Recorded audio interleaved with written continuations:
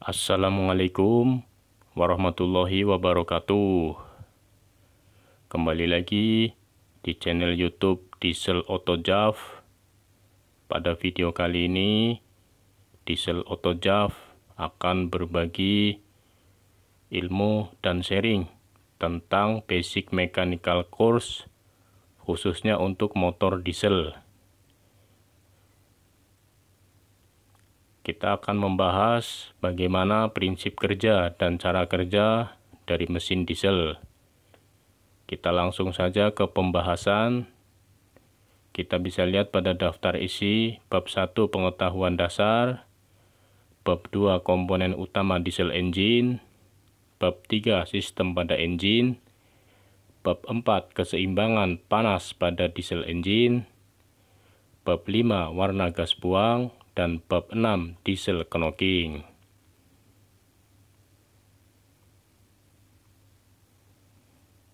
Terlebih dahulu kita pengetahuan dasar diesel engine.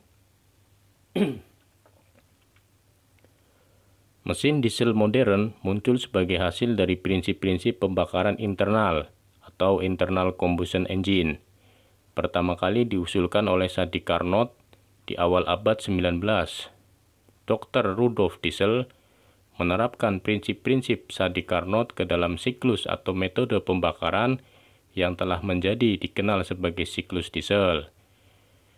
Metode pembakaran engine terbagi menjadi dua macam, internal dan external combustion engine.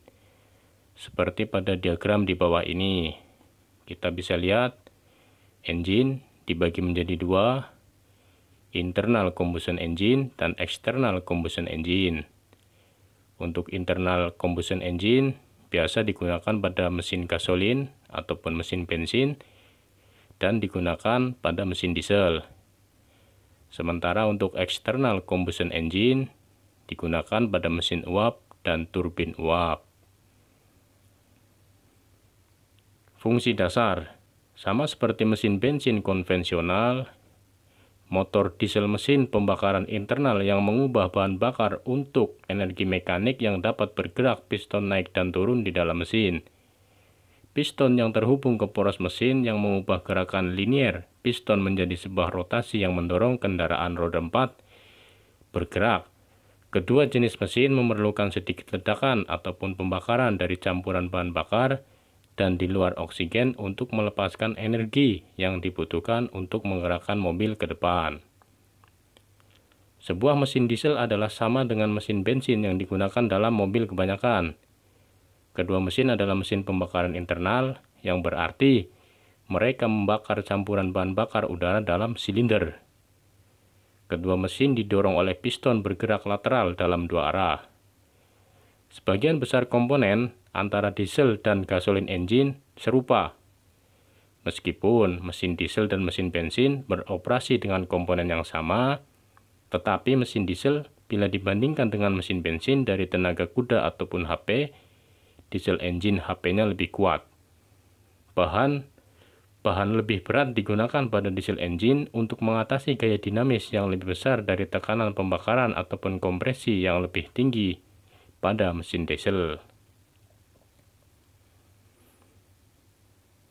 Pada tabel di bawah ini, kita bisa lihat perbedaan utama antara kedua jenis mesin adalah proses, di mana pembakaran internal ini terjadi. Mesin konvensional memerlukan busi sebagai sarana untuk membakar bahan bakar, sedangkan untuk mesin diesel menggunakan suhu yang lebih tinggi untuk menciptakan udara yang lebih tinggi atau kompresi yang menyebabkan bahan bakar untuk membakar dengan sendirinya tanpa harus adanya busi. Nah, perbedaannya bisa dilihat pada tabel di bawah ini. Untuk perbedaan nomor 1, dari segi bahan bakar ataupun fuel, diesel engine menggunakan solar, sementara untuk gasolin menggunakan bensin. Keuntungan dan kerugian diesel engine, harga relatif lebih murah. Harga solar dibandingkan bensin lebih murah solar. Yang kedua, untuk fuel consumption ratio ataupun konsumsi rata-rata bahan bakar, Diesel engine itu sekitar 170 sampai 210, sementara untuk gasolin 230 sampai 270. Ini berarti fuel consumption untuk diesel lebih rendah. Yang ketiga, kompresi rasio 14 sampai 22 kg per cm persegi untuk diesel engine dan 5 sampai 10 kg per cm persegi untuk gasolin engine. Diesel engine lebih bertenaga. Yang keempat, ignition ataupun penyalaan. Diesel engine tidak diperlukan busi, sementara untuk gasolin engine menggunakan busi ataupun spark plug, yang artinya diesel tidak memerlukan penyalaan. Kemudian yang kelima, metode pengabutan. Untuk pengabutan pada diesel engine digunakan fuel injeksi pump ataupun FIP melalui nozzle ke ruang bakar. Untuk gasolin engine menggunakan karburator yang mencampur udara dan bensin. Berarti kalau untuk mesin diesel ini kerugiannya memerlukan peralatan injeksi. Kemudian dari segi berat engine untuk diesel engine lebih berat dan untuk gasolin lebih ringan. Ya, kerugiannya untuk engine diesel ini biaya pembuatannya otomatis akan lebih tinggi. Getaran untuk diesel engine getarannya besar, sementara untuk gasolin engine getarannya kecil. Kemudian trouble, kalau untuk diesel engine sedikit trouble, dan untuk gasolin trouble-nya lebih banyak. Kita lanjut, prinsip kerja engine 4 langkah diesel. Nah, untuk prinsip kerjanya bisa kita lihat pada gambar ini. Ini ada 4 langkah. Jadi pertama ini langkah intake. Jadi posisi intake ini bisa dilihat pada gambar ini, piston bergerak ke bawah. Kemudian untuk kompresi, langkah yang kedua piston bergerak naik ke atas. Dan untuk langkah tenaga ataupun langkah power, piston bergerak ke bawah. Dan untuk langkah exhaust, piston bergerak ke atas. Jadi ada 4 langkah: intake, kompresi, power, dan exhaust.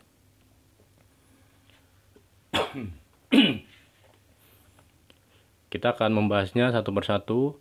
Untuk langkah hisap ataupun intake stroke, piston bergerak dari titik mati atas, TMA, ke titik mati bawah. Intake valve terbuka dan exhaust valve tertutup. Udara bersih dan murni masuk ke dalam silinder melalui intake valve. Langkah kompresi, compression stroke. Udara yang masuk ke dalam silinder dimampatkan atau dikompresikan oleh piston yang bergerak dari TMB ke TMA, di mana kedua valve intake dan exhaust tertutup. Selama langkah ini, temperatur akan naik hingga 400 sampai 500 derajat Celcius. Langkah yang ketiga, langkah power ataupun power stroke. Intake dan exhaust valve masih tertutup. Partikel-partikel bahan bakar yang disemprotkan oleh nozzle akan bercampur dengan udara yang bertekanan dan mempunyai suhu tinggi, sehingga terjadi pembakaran dan menghasilkan tekanan dan panas hingga 600 sampai 900 derajat Celcius. Langkah yang terakhir, langkah buang ataupun exhaust stroke. Exhaust valve terbuka sesaat sebelum piston mencapai TMB sehingga gas hasil pembakaran mulai terbuang keluar melalui exhaust manifold. Piston bergerak dari TMB ke TMA untuk mendorong gas keluar seluruhnya. Sementara untuk langkah ataupun prinsip kerja engine 4 langkah gasolin, langkahnya hampir sama seperti engine diesel. Cuman ada sedikit perbedaan. Untuk model ruang bakarnya, di sini dijelaskan combustion chamber ataupun ruang bakar adalah ruangan yang dilingkupi oleh permukaan bawah silinder head, permukaan atas silinder blok, dan permukaan atas silinder saat piston bergerak di titik mati atas atau TMA. Ada bermacam-macam tipe ruang bakar sesuai dengan bentuk ruang bakar, letak intake valve, exhaust, dan injektor dengan tujuan agar diperoleh thermal efisiensi yang maksimal. Pada umumnya, ruang bakar diklasifikasikan menurut letak intake valve dan exhaust valve.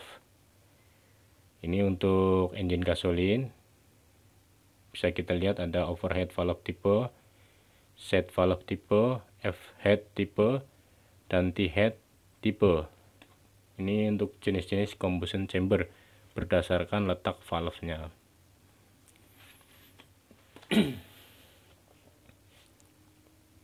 Kita akan bahas satu persatu untuk overhead valve tipe ataupun OHV. Biasa kita dengar di mobil-mobil itu kan ada tipe OHV.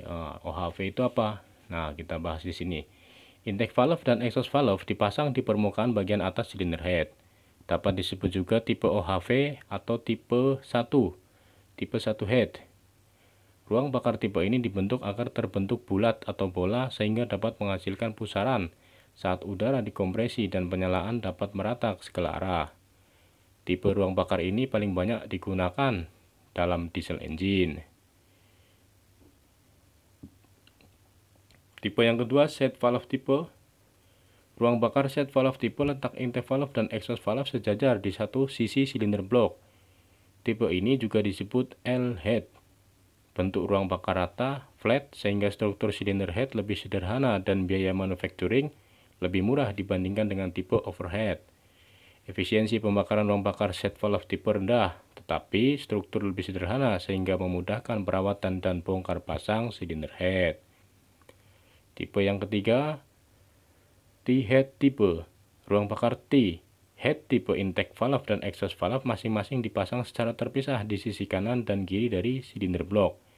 Tipe ini memudahkan udara masuk dan keluar, tetapi efisiensi panas atau thermal efisiensi kurang baik karena memerlukan waktu lama untuk meratakan pembakaran. Karena itu, ruang bakar tipe ini sangat jarang digunakan. Tipe yang keempat, tipe F-head tipe. Ruang bakar F-head tipe intake valve dan exhaust valve masing-masing dipasang pada silinder head dan pada sisi silinder blok. Tipe ini adalah gabungan atau perpaduan dari tipe overhead valve dan tipe set valve. Bentuk ruang akar mirip dengan tipe set valve. Mekanisme gerakan valve ruang bakar F-head tipe lebih kompleks sehingga tipe ini jarang digunakan. Jadi untuk tipe nomor 3 dan nomor 4, tipe T dan tipe F jarang digunakan. Jadi yang sering digunakan adalah nomor 1 dan nomor 2, overhead valve tipe dan set valve tipe.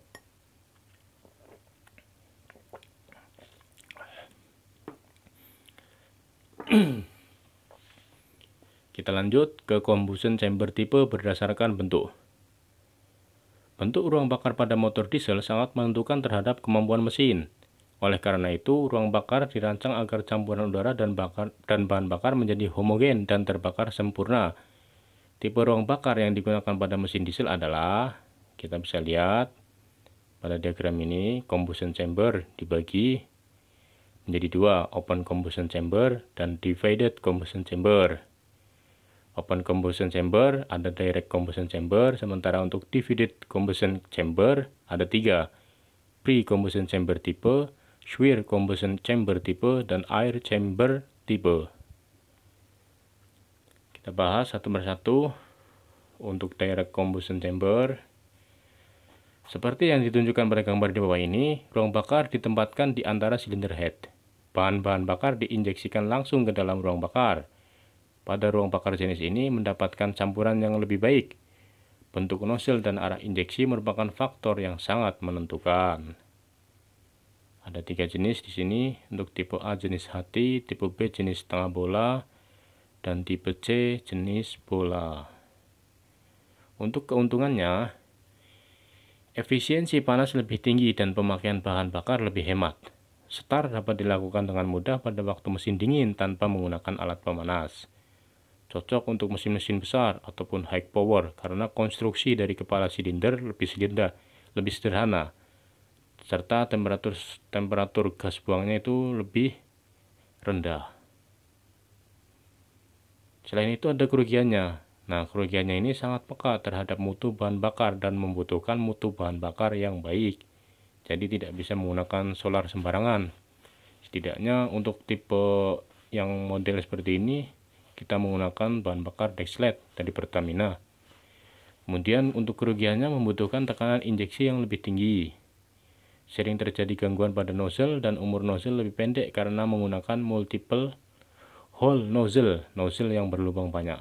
Dibandingkan dengan jenis ruang bakar tambahan, turbulensi lemah sehingga sulit untuk kecepatan tinggi.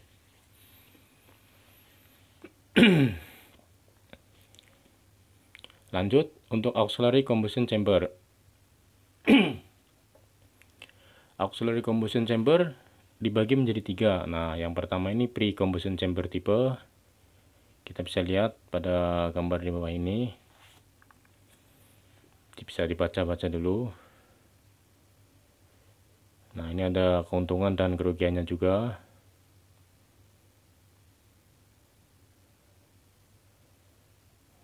Bentuk yang kedua ada swirl chamber tipe.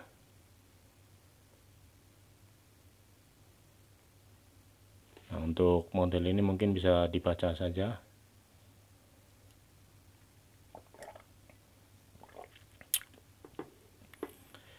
Nah, kita akan lanjut ke tabel sequence. Tabel sequence adalah tabel yang menyatakan urutan langkah dan urutan pembakaran yang terjadi pada engine. Tabel sequence ini istilahnya apa ya? Kalau sama engine itu kan ada 4 langkah.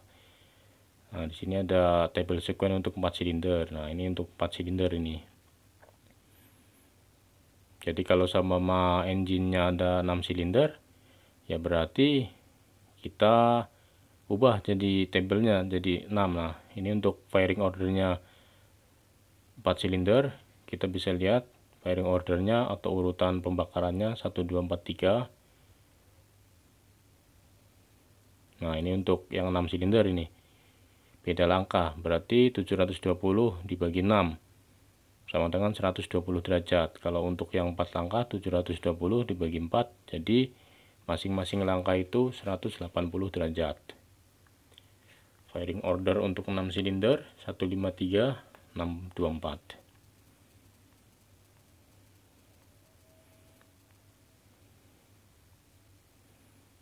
Nah, kita akan bergeser ke komponen utama diesel engine.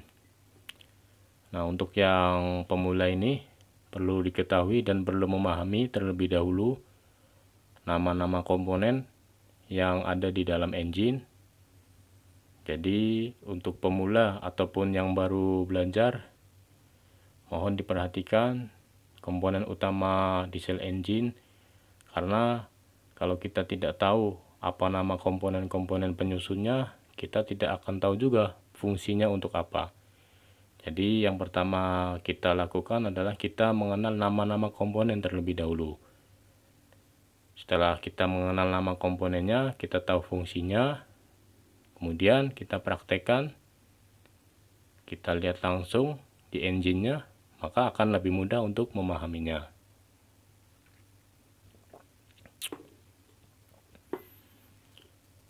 Kita akan ke cylinder head terlebih dahulu. Komponen-komponen pada cylinder head. Nomor 1 bisa dilihat pada gambar, ada cylinder head block. Yang kedua ada gasket. Kemudian ketiga exhaust valve. Yang keempat intake valve. Yang kelima valve seat. 6 valve gate. 7 valve spring. 8 valve. 9 valve collet. Dan 10 cylinder head ball atau baut cylinder head. Nah, komponen sudah kita kenal, kita lanjut ke fungsinya. Yang pertama ada cylinder head. Nah, cylinder head ini fungsinya untuk apa? Kita akan bahas di sini. Jadi, fungsi dari cylinder head block yaitu bersama piston dan silinder membentuk ruang bakar, tempat duduknya mekanisme valve, intake valve dan exhaust valve. Menahan tekanan pembakaran yang tinggi, menyalurkan panas ke cooling system, mengalirkan exhaust dan intake gas dengan lancar, serta mampu mencampur udara dan fuel dengan baik. Untuk struktur cylinder head tergantung pada metode pembakaran. Beberapa di antaranya ada direct injection tipe dan pre-combustion tipe, 2 valve system, 2 valve, dan 4 valve system per silinder. Jadi cylinder head ini ada yang mempunyai 2 valve dan 4 valve. per silinder. Jadi kalau 2 valve itu berarti 1 valve intake, satunya valve exhaust. Kalau untuk 4 valve berarti 2 valve intake, 2 valve exhaust dalam 1 silinder. Kemudian seksional dan solid type. Di sini ada gambarnya untuk direct injection type, bisa kita lihat. Nah, ini contoh untuk pre-combustion type. Ini yang 2 valve nih. Valve intake, valve exhaust. Nah, ini 4 valve, 2 valve intake, 2 valve exhaust. Nah, ini untuk section type. Nah, untuk yang solidnya ini nggak ada nih contohnya, karena jarang digunakan. Untuk cylinder head, kebanyakan menggunakan sectional type. Lanjut ke gasket cylinder head. Gasket cylinder head terbuat dari material campuran copper, asbestos, silikon rubber, dan steel atau baja yang tahan panas dan berfungsi sebagai penyekat gas pembakaran, air pendingin, dan oli pelumas yang bersirkulasi antara cylinder head dan cylinder block. Lanjut ke exhaust valve. Exhaust valve ini berfungsi sebagai katup jalur keluarnya gas hasil sisa pembakaran, juga sebagai komponen yang memungkinkan terjadinya langkah kompresi dan usaha dengan menutup aliran udara ke exhaust manifold. Intake valve berfungsi sebagai katup jalur masuknya udara bersih dari intake manifold ke ruang bakar, juga sebagai komponen yang memungkinkan terjadinya langkah kompresi dan usaha dengan menutup aliran udara dari intake manifold. Ini ada valve intake valve, dan exhaust valve. Untuk komponen penyusunnya hampir sama.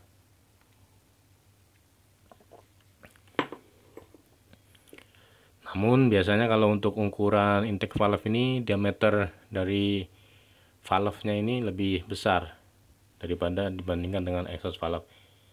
Diameter kepalanya atau payungnya itu di valve-nya itu untuk intake cenderung lebih besar kebanyakan. Lanjut ke valve seat.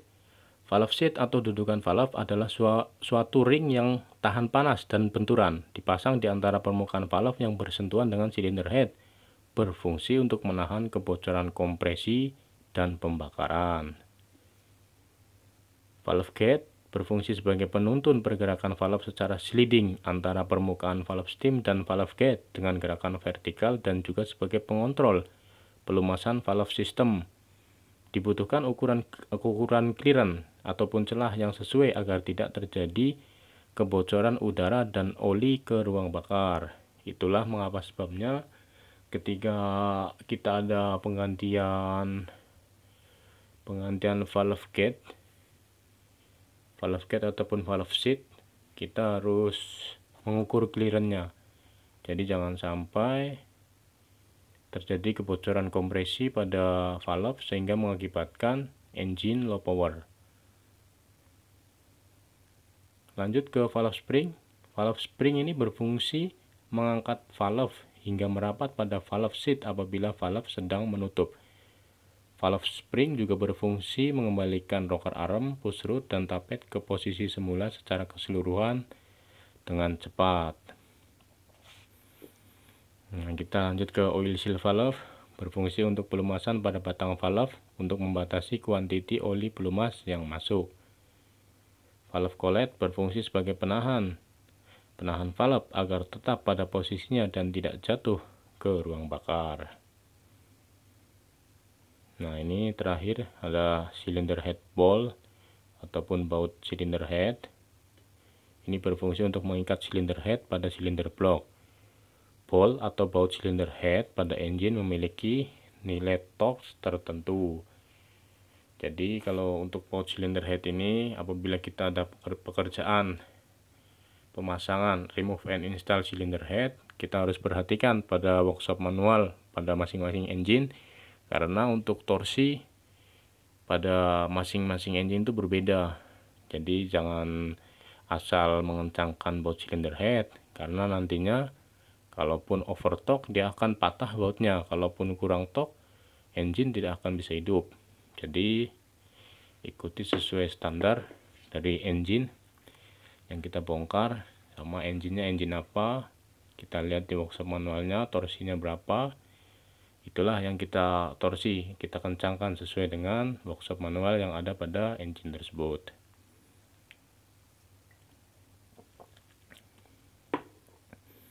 Kita lanjut ke silinder blok. Untuk posisi silinder blok dapat dibedakan menjadi 3 macam, yaitu posisi tegak, vertical inline, posisi horizontal, serta posisi miring ataupun V, posisi V engine. Kita lanjut ke komponen pada silinder blok. Komponen pada silinder blok ini lumayan banyak, jadi bisa kita lihat di sini. Kita lihat satu persatu. Yang gambar nomor 1 ini ada crankshaft, kemudian kedua ada crankshaft main bearing ataupun upper. 3 ada crankshaft main bearing lower bagian bawah, 4 thrust bearing, 5 connecting root, 6 connecting root cap, 7 connecting root bearing, connecting root ball, nomor 8, nomor 9 ada small end bearing, 10 piston pin, nomor 11 piston, nomor 12 ada piston ring, 13 crankshaft gear, 14 silinder block, 15 liner, 16 crankshaft cap, 17 ball, dan 18 piston cooling jet. Kita akan bahas fungsi dari masing-masing komponen pada silinder blok ini. Jadi yang pertama ada crankshaft. Crankshaft bersama dengan connecting root mengubah gerakan naik turun piston yang disebabkan dari hasil pembakaran dalam silinder menjadi tenaga putar pada output shaft. Crankshaft main bearing upper dan lower. Fungsinya untuk mencegah atau mengurangi efek keausan pada main journal crankshaft, sehingga apabila terjadi keausan komponen cukup mengganti main bearingnya saja. Lanjut ke thrust bearing. Thrust bearing ini berfungsi untuk mengantisipasi beban aksial yang terjadi pada crankshaft. Connecting root dan cap. Connecting root dan cap adalah komponen penerus tenaga yang dihasilkan dari pembakaran. Connecting root menghubungkan piston dengan pin journal crankshaft. Kemudian connecting root bearing adalah komponen ring weir yang dipasang pada permukaan antara pin journal dengan connecting root. Lanjut, small end bearing adalah komponen ring weir yang dipasang pada permukaan antara connecting root dengan piston. Nah, piston ini apa? Piston adalah komponen di dalam engine yang berperan dalam siklus 4 langkah diesel. Pada langkah kompresi, piston membantu kompresi udara, sedangkan pada langkah usaha, piston menerima panas tekanan dari pembakaran dan merubahnya menjadi energi putar pada crankshaft. Untuk piston ini pun banyak, ada komponennya, ada ring piston terutama. Nah, ini nama-namanya bisa dilihat pada gambar ini, komponen-komponen piston. Ada combustion bowl ataupun ruang bakar pada piston itu sendiri ya. Ada ring kompresi, oil ring groove, pin retaining groove, ada pinnya, piston hole. Nah, banyak ini bisa kita lihat di sini. Bisa kita pelajari dari gambar piston ini. Lanjutkan ya, kita lanjut ke piston ring. Ring piston berfungsi menahan tekanan gas kompresi dalam silinder, menjaga ketebalan oil film pada dinding silinder, dan mentransfer panas dari piston ke silinder liner. Ring paling atas disebut ring kompresi, sedangkan ring paling bawah disebut ring oli yang berfungsi menjaga lapisan oli film. Kita lanjut ke crankshaft gear. Nah, crankshaft gear ini berfungsi mentransfer tenaga putaran crankshaft ke timing gear, oil pump gear, dan balancer. Kemudian silinder blok ini berfungsi sebagai pemegang atau kedudukan komponen yang bergerak seperti piston, connecting root, crankshaft, camshaft, dan lain-lain. Untuk liner sendiri berfungsi sebagai bagian dari ruang bakar atau combustion chamber pada engine. Liner ini mengalami beban gesek yang tinggi disebabkan oleh gerak turunnya piston. Jadi liner ini ada tipenya juga, tipe dry, tipe wet. Dry itu tipe kering, dan untuk wet ini tipe basah. Lanjut ke bagian selanjutnya, piston cooling jet. Nah, piston cooling jet bekerja menyemprotkan bagian dalam piston dengan oli, bertujuan membantu pendinginan komponen piston. Crankshaft rear seal atau seal belakang dari crankshaft. Nah, ini berfungsi untuk menahan kebocoran oli dari bagian belakang crankshaft maksudnya. Yang terakhir ini ada flywheel, atau biasa orang sebut mungkin roda gendang ya, biasa bahasa umum lah ya, roda gendang. Tapi kalau untuk di tekniknya kita menggunakan bahasa teknik, kita gunakan bahasa yang benar, yaitu flywheel. Nah, flywheel ini dipasang pada bagian belakang crankshaft, berfungsi untuk mentransfer putaran dari engine ke powertrain. Powertrain itu ya clutch, transmisi, dan komponen lainnya untuk menstabilkan gaya inersia yang terjadi pada engine. Pada gambar di bawah ini bisa kita lihat komponen umum yang ada di luar engine. Kalau yang tadi itu kan komponen dalamnya ya. Ini komponen umum yang ada di luar. Jadi tampilannya seperti ini.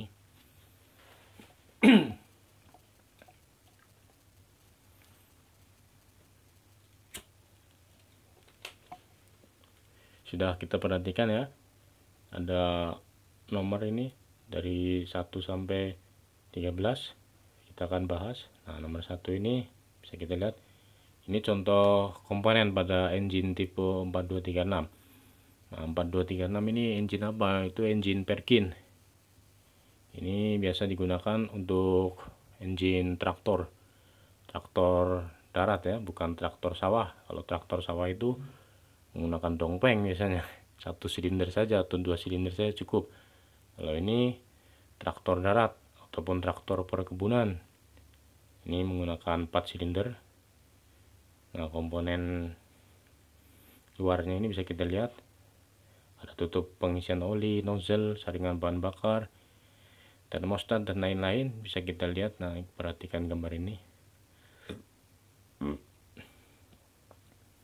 Kita lanjut. Nah, ada lagi ini bagian selanjutnya dari sisi samping kanan dan kiri. Bisa kita pahami terlebih dahulu.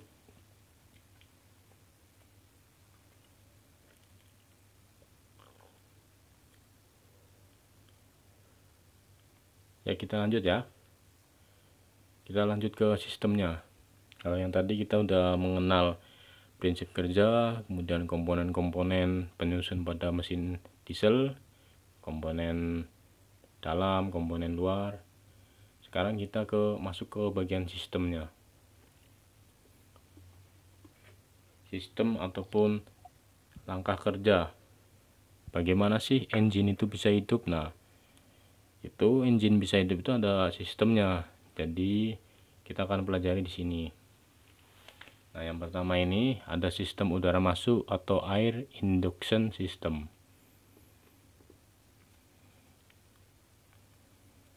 Udara bersama dengan fuel merupakan faktor penentu pada engine diesel. Untuk mendapatkan pembakaran dan output power yang baik, diperlukan sistem pemasukan udara yang berfungsi memastikan engine mendapat suplai udara bersih yang diperlukan untuk proses pembakaran. Ini adalah urutan ya, urutan pembakaran. Urutan pembakaran bukan ini urutan sistem udara. Sistem udara masuk ke engine ini bagaimana? Nah, ini engine yang tanpa menggunakan turbo. Jadi pertama itu kan udara masuk melalui air cleaner. Nah, bisa kita lihat tuh di bagian gambar nomor A, ada tanda panah, itu artinya udara masuk. Udara dari air cleaner dihisap kan, masuk, udara masuk ke air cleaner, kemudian masuk ke air inlet manifold. Nah, yang C itu jaket water pump, yang bagian D jaket water radiator, E lubricating cooler, F itu turbocharger, dan yang G itu exhaust manifold. Nah, di bagian nomor 2 ini sistem udara masuk pada engine yang menggunakan engine turbo dengan menggunakan turbocharger.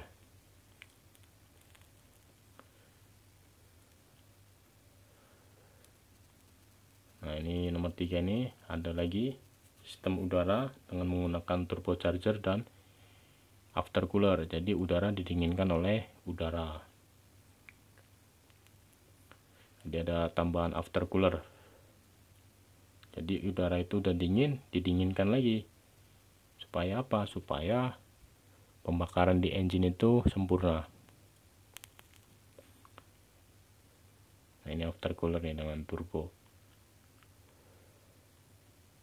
Ada lagi engine dengan turbocharger dan intercooler. Nah, intercooler ini udara yang didinginkan oleh air. Jadi udara yang masuk itu udara yang panas. Udara yang panas itu didinginkan dengan menggunakan air atau intercooler. Nah, langkah selanjutnya kita akan membahas cara kerja turbocharger. Nah, bagaimana sih cara kerjanya turbocharger ini? Kalau kata orang-orang, mesin dengan menggunakan turbocharger ini tenaganya bisa lebih besar ya. Ya, memang benar. Memang benar itu. Karena apa? Nah, kita akan bahas di sini. Kita pelajari dulu dari prinsip kerjanya turbocharger. Prinsip kerjanya turbocharger itu seperti apa?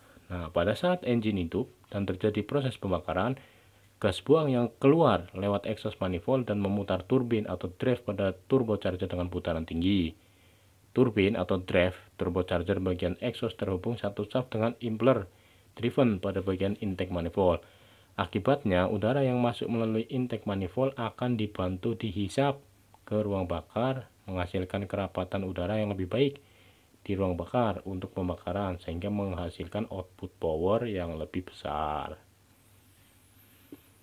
Nah, mungkin di sini teman-teman masih bingung, kenapa sih engine dengan turbocharger ini hasil output powernya itu lebih besar? Karena tadi tuh, jadi udara exhaust itu udara exhaust itu dipasangkan turbo. Turbo itu ada dua baling-baling. Nah, baling-baling yang ke exhaust itu adalah baling-baling yang mempercepat gas buang, sementara baling-baling sebelahnya untuk menarik udara yang masuk. Nah, cara mudahnya seperti itu, cara memudah memahaminya. Jadi udara cepat dibuang, udara bersih cepat masuk. Ya, itu fungsi dari istilah cara kerja singkat turbocharger itu. Otomatis udara yang masuk ke dalam engine, istilahnya ke dalam sistem pembakaran, akan bagus, dia akan kerapatannya akan bagus karena diputar oleh turbocharger tadi. Otomatis outputnya terjaga, output powernya itu lebih besar. Nah, ini ada wastegate. Wastegate di turbo itu berfungsi untuk membatasi udara yang masuk di intake manifold pada putaran tinggi atau mendadak, sehingga udara sesuai dengan kebutuhan bisa digunakan pada engine yang memiliki variable speed. Nah, ini di turbocharger itu dipasang wastegate. Ini fungsinya membatasi udara yang masuk. Jadi apabila nggak ada wastegate ini, nggak akan bisa dibatasi. Jadi ketika engine putarannya rendah, udara yang dibutuhkan kan otomatis berkurang kan, karena putaran turbo itu pelan kan, exhaustnya pun pelan karena speednya juga pelan. Nah, ketika dia RPM tinggi, otomatis suplai udara yang masuk ke ruang bakar itu otomatis akan memerlukan suplai udara yang lebih besar. Nah, ini wastegate yang mengatur suplai udara ini. Lanjut ke bagian filter udara. Nah, di sini ada saringan udara. Saringan udara harus kita bersihkan ya, untuk lokasi yang tidak terlalu berdebu mungkin cukup 3 hari sekali.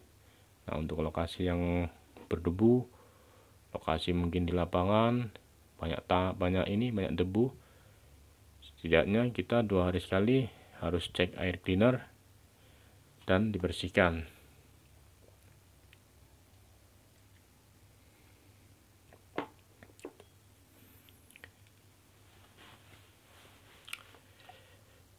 sudah, sistem udara sudah. Kita lanjut ke lubrication system ataupun sistem pelumasan. Sistem pelumasan itu kalau orang bilang itu oli. Nah, oli itu bagaimana dia bisa melumasi komponen-komponen pada bagian engine itu. Nah, di sini dijelaskan bagaimana sih jalannya oli itu seperti apa. Nah, kita akan bahas. Jadi sistem pelumasan pada engine berfungsi untuk memastikan seluruh komponen yang berputar, bergesekan, dan membutuhkan pelumasan mendapat suplai pelumasan yang cukup. Komponen yang memberikan aliran pelumas adalah oil pump. Sedangkan bypass valve berfungsi untuk menaikkan tekanan oli dengan cara menutup sistem pelumasan dengan check valve. Check valve sekaligus berfungsi sebagai pembatas tekanan pelumas. Apabila tekanan oli lebih tinggi dari sekitar 5,5 bar, check valve akan meneruskan atau mengalirkan oli pelumas ke tangki oli atau oil sump. Sebagai komponen pengukur dan pengaman tekanan oli dipasang oil pressure sensor atau switch. Apabila terdapat oil cooler pada sistem pelumasan, ia bekerja dengan dua tahap, yaitu kondisi engine masih dingin atau oli belum panas dan kondisi engine ketika sudah panas. Bisa kita lihat jalannya oli ini. Nah, di sini nih. Nah, pada gambar ini kan bisa kita lihat nih oil pump. Jadi oli ini pergerakannya dari mana? Nah, di sini jelaskan nih.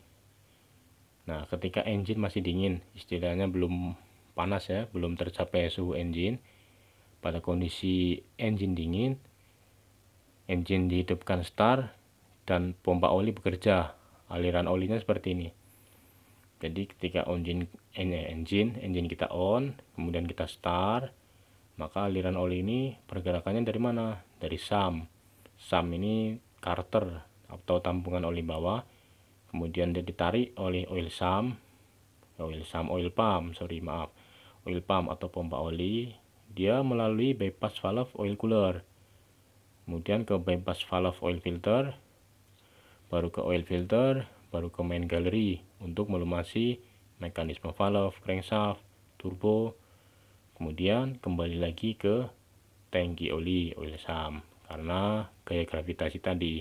Jadi oli yang naik ke atas untuk pelumasan rocker arm, mekanisme valve otomatis akan turun sendiri ke carter oleh gaya gravitasi.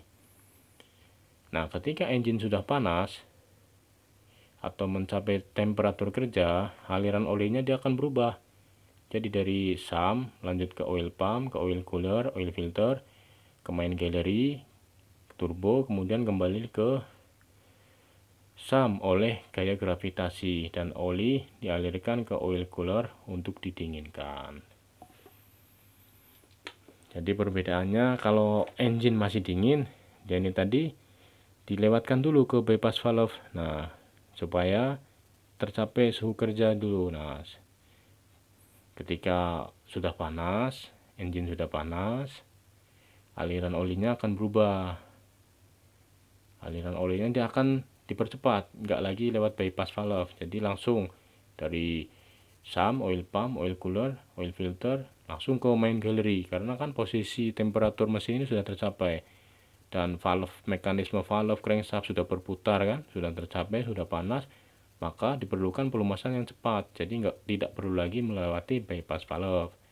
Itulah fungsinya bypass valve tadi, langsung meneruskan oli tadi itu supaya cepat terjadi pelumasan. Karena kalau bypass valve itu tidak berfungsi, sementara crankshaft, komponen berputar lainnya sudah panas, tidak dilumasi, maka yang terjadi adalah jammed ataupun engine akan overheat, panas, jam. Nah, untuk pelumas untuk engine diesel menggunakan spesifikasi sebagai berikut. Bisa kita lihat menggunakan oli SAE 40. Untuk Toyota ini untuk Toyota ya. Untuk engine Perkin 15W40. Nah, untuk klasifikasi engine-nya CF4, CA4 atau CI4 electronic engine.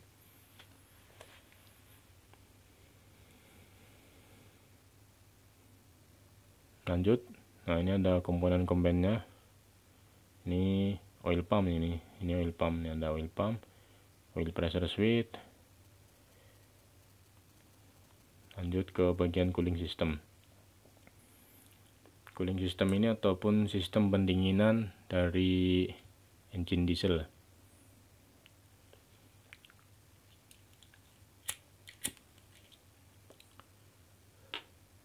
Sistem pendinginan berperan dalam menjaga temperatur kerja engine agar tetap dalam nilai nominal di mana engine bisa bekerja secara optimal, yaitu sekitar 75 sampai 80 derajat Celcius. Cooling system menggunakan media air pendingin atau coolant yang dialirkan melewati radiator dan hembusan udara fan untuk mendinginkan komponen engine. Jika kisi-kisi pada radiator buntu atau kotor, jumlah air pendingin kurang, maka dapat mempengaruhi kualitas cooling system dan dapat menyebabkan engine overheat. Nah, untuk komponen cooling system ini ada 7 komponen ini. Jadi ada water pump sebagai komponen memberikan aliran pada cooling system, ataupun ya boleh dibilang pompa air lah. Cuman pompa air ini ada di engine, bukan pompa air yang untuk rumah tangga itu ya.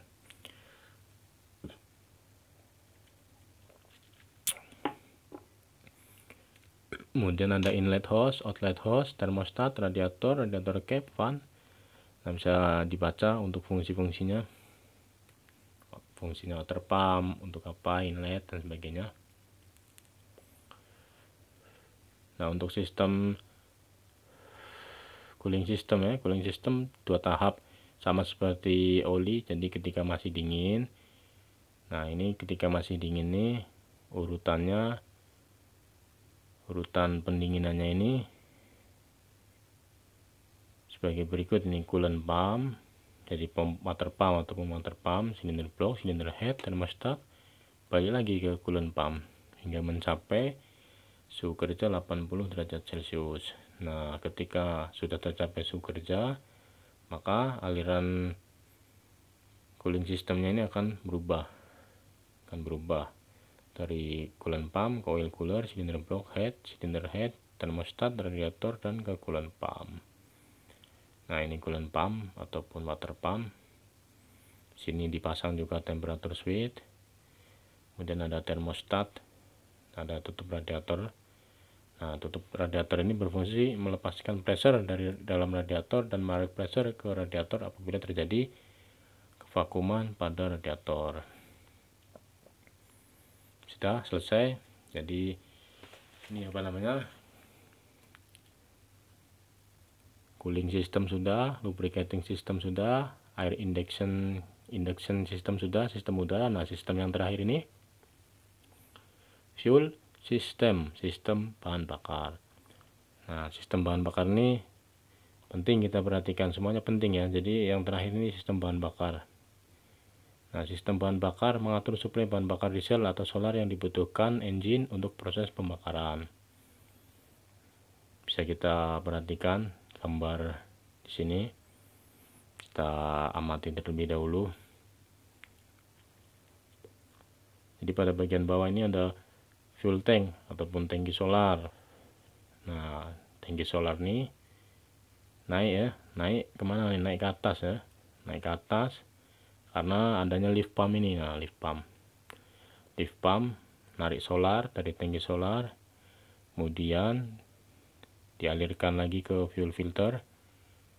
Di sini sebelumnya ada water trap ini. Water trap ini untuk nyaring air, jadi memisahkan filter water separator istilahnya, kalau kita bilang water separator. Jadi memisahkan antara solar dan air. Jadi untuk solar yang kualitasnya jelek ya, jadi kita tambahkan filter di sini, water trap, water separator, untuk memisahkan solar dan air sebelum ke lift pump. Nah, setelah dari lift pump kita naik ke atas melalui fuel filter. Nah, dari fuel filter ini dilanjutkan ke fuel injeksi pump. Nah, fuel injeksi pump inilah yang akan meneruskan ataupun menginjeksikan ke masing-masing nozzle sesuai dengan firing order pada engine-nya. Nah, ketika udah di nozzle ini baru dikaputkan ke ruang bakar dan terjadilah pembakaran.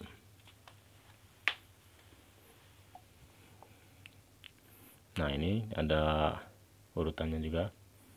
Sini ada full tank. contoh gambar fuel tank aja ini. Nah, ini water trap ini yang tadi saya bilang, atau water separator. Ini fungsinya memisahkan dan mengeluarkan air dari dalam sistem bahan bakar. Ini ada lift pump. Lift pump ini memompa bahan bakar secara manual menggunakan tangan.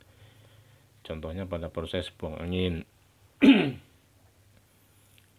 Jadi ketika kita melakukan perawatan ataupun maintenance yang mengharuskan kita mengganti fuel filter, nah lift pump ini berfungsi untuk menaikkan solar secara manual, jadi engine tidak anginan. Kemudian ada fuel filter. Nah, fuel filter ini menyaring kotoran yang terkandung dari dalam bahan bakar. Lanjut, di sini ada fuel injeksi pump. Fuel injeksi pump ini berfungsi mensuplai fuel ke injektor. Ada dua macam tipe, rotary model dan inline model. Yang terakhir ada injektor. Nah, injektor ini berfungsi menyemprotkan dan mengaputkan bahan bakar solar ke dalam ruang bakar. Untuk gambarnya bisa kita lihat pada video ini, gambar injektor. Nah, terakhir ini, belum terakhir ya, ada bab 4 nih, keseimbangan panas. Pembakaran dalam silinder menimbulkan panas. Panas tersebut ada yang diubah menjadi tenaga efektif dan ada juga yang hilang. Jadi ini panas yang hilang. Bisa dibaca dulu. Nah, pumping loss, ada istilah pumping loss ini. Pada saat piston bergerak turun, kevakuman terjadi dalam silinder untuk memasukkan udara, dan hal ini juga merupakan suatu kerugian. Hal ini juga terjadi pada langkah buang dan kompresi. Kerugian akibat pumping loss besarnya sekitar 3%. Bab kelima ini ada warna gas buang ya, analisa gas buang. Nah, untuk menentukan warna gas buang bisa kita lihat pada materi ini. Nah, gejala kerusakan pada engine. Bagaimana cara untuk mendeteksi gejala kerusakan trouble pada engine? Hal ini salah satunya dapat dinyatakan oleh engine noise atau suara engine dan warna gas buang. Jadi ketika kita mengecek engine, jadi pertama kita bisa dengar dari suara engine-nya.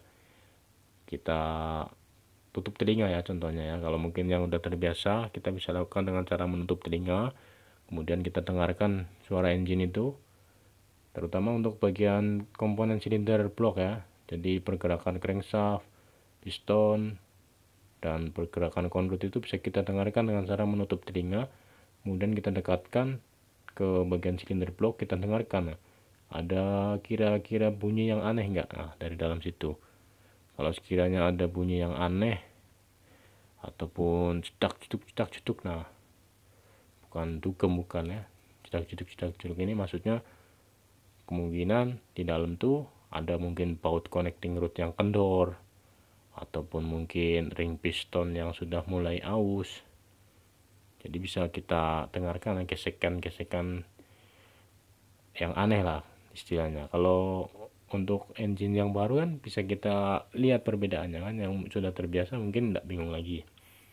Nah, kita lanjut ke ini, warna gas buang. Nah, gas buang berwarna hitam menunjukkan ketidaksempurnaan pembakaran. Bahan bakar yang tidak terbakar berubah menjadi karbon dan bercampur dengan gas buang, sehingga warna gas buang menjadi hitam kehitaman. Umumnya kehitaman gas buang meningkat sesuai dengan meningkatnya beban engine. Beberapa sebab umum. Nah, apabila nih ada kendaraan, warna gas buangnya hitam nih, semakin kita gas, istilahnya semakin kita bebani, tambahkan beban ataupun kita naikkan RPM-nya, warna gas hitamnya ini semakin pekat, semakin banyak. Nah, ini contohnya. Kira-kira apa nih penyebabnya? Efisiensi udara yang terhisap masuk atau kurang. Nah, ada kebocoran udara di valve, silinder head, gasket, ataupun loss kompresi. Komposisi antara bahan bakar dan udara berlebihan. Mekanisme penyemprotan bahan bakar tidak baik. Itu penyebab-penyebabnya. Kemudian gas buang berwarna biru-biruan. Hal ini menunjukkan adanya oli yang ikut terbakar. Dalam kondisi normal, sejumlah kecil oli ikut terbakar dengan bahan bakar. Namun, jika jumlahnya berlebihan, maka warna gas buang menjadi kebiru-biruan. Hal ini dapat disebabkan karena kebocoran dari komponen valve steam pada intake dan exhaust valve, turbocharger, ring piston, dan liner. Gas buang berwarna putih. Penyebabnya, timing injeksi tidak tepat, air ikut terbakar.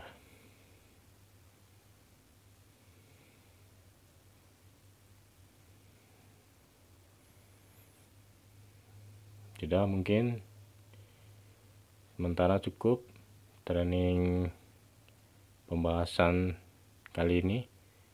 Terakhir adalah ini tadi, warna gas buang, analisa gas buang. Jadi untuk teman-teman yang baru belajar, wajib mengetahui prinsip kerja engine diesel ini. Apabila kita tidak tahu prinsip kerjanya, maka kita akan bingung sendiri. Jadi apabila ada pertanyaan, silahkan tuliskan di bawah kolom komentar ini. Nanti kami akan menjawabnya.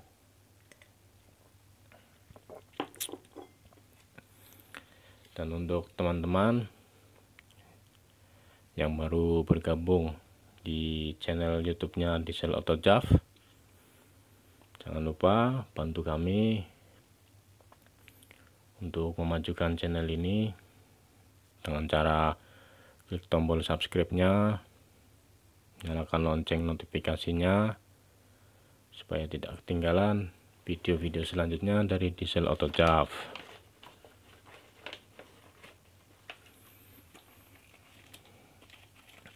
Apabila materi ini bermanfaat, teman-teman bisa share juga ke teman-teman yang lainnya untuk menambah manfaatnya.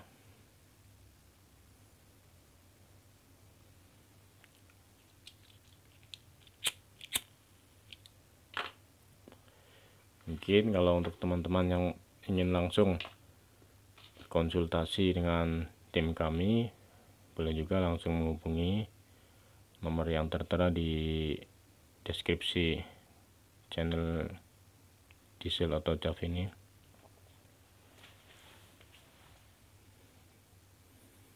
Mungkin yang belum paham bisa diulang lagi dari atas kan, dari yang sudah saya jelaskan tadi.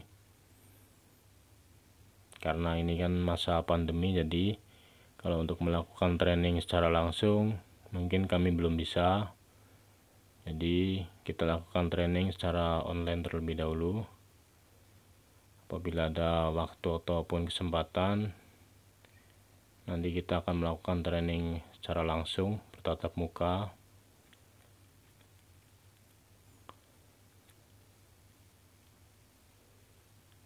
Semoga dengan adanya training ini, teman-teman mekanik ataupun teman-teman yang baru belajar di dunia otomotif, teman-teman SMK, khususnya anak-anak SMK ini yang baru belajar,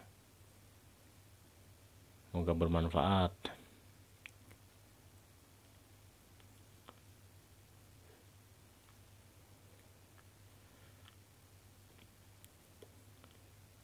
Untuk video selanjutnya nanti kita akan membahas tentang dasar kelistrikan, mungkin nanti untuk next video. Kalau ini tadi kan dasar engine terlebih dahulu ya. Nah, untuk next video kita akan belajar dasar kelistrikan pada engine diesel. Tapi baru dasarnya saja ya, untuk istilahnya kompleksnya nanti istilahnya belum saatnya.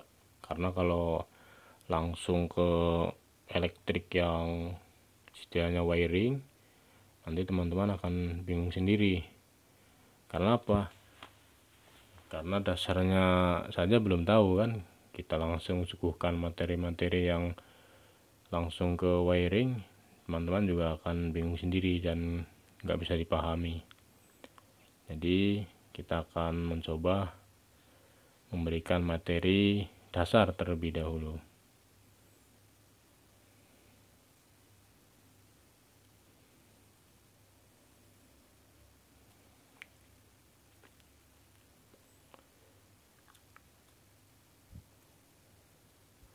Next, setelah dasar elektrikal, nanti kita akan melakukan training juga untuk dasar hidrolik sistem, basic hidrolik ya. Setelah basic hidrolik, nanti training selanjutnya kita akan pembahasan tentang sistem rem, mungkin brake system mungkin. Nanti kita akan atur waktunya ya, terutama untuk yang dasar engine ini teman-teman pelajari terlebih dahulu. Kalau ada pertanyaan silahkan disampaikan.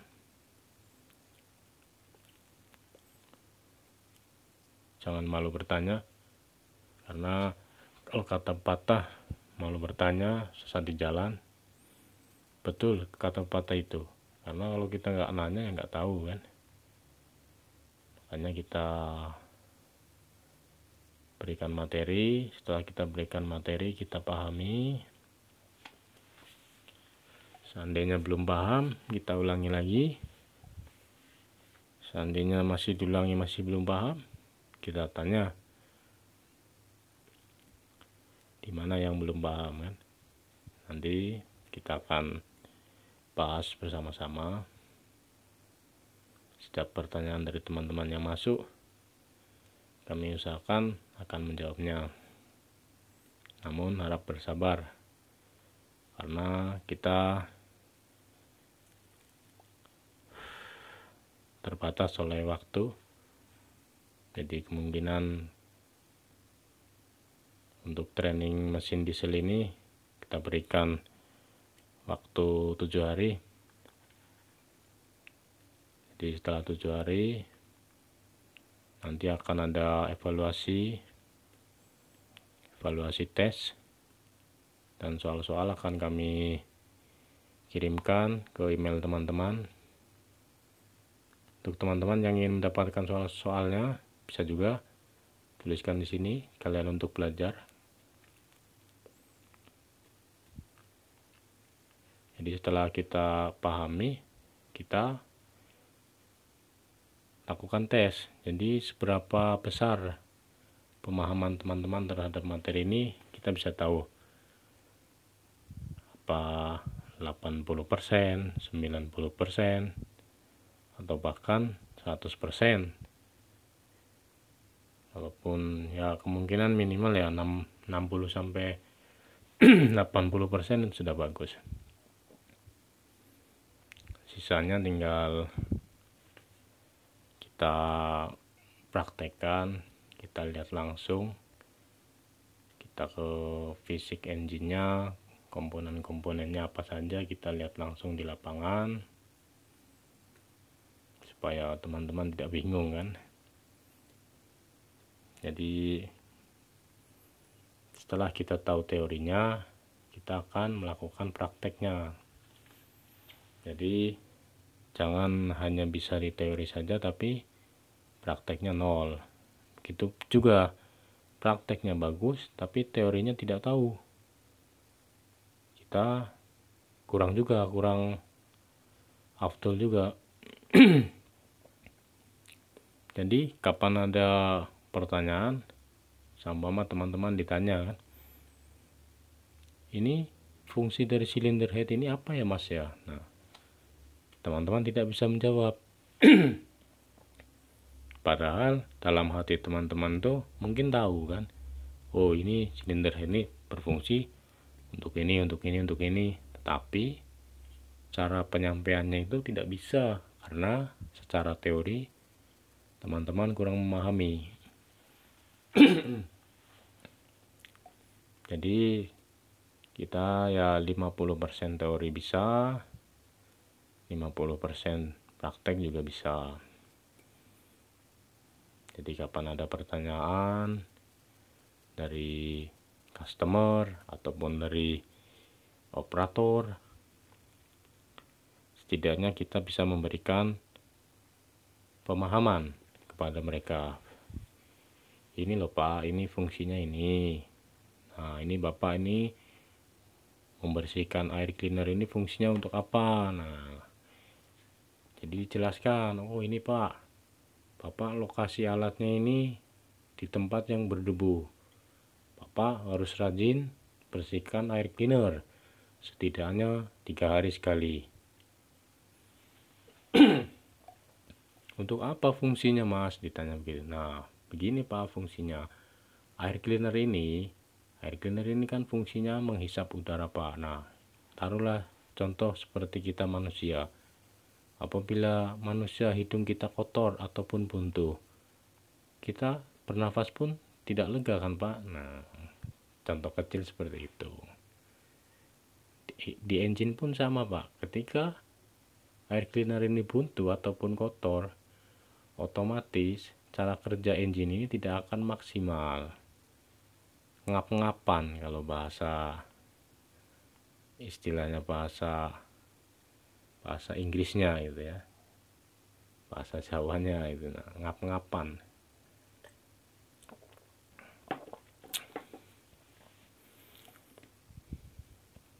Jadi begitu ya teman-teman. Mungkin saya akhiri dulu untuk sesi pembahasan pada basic mechanical course, prinsip kerja dan cara kerja engine.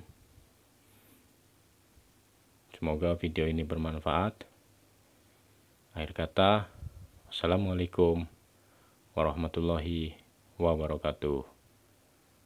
Salam Diesel Auto Jav.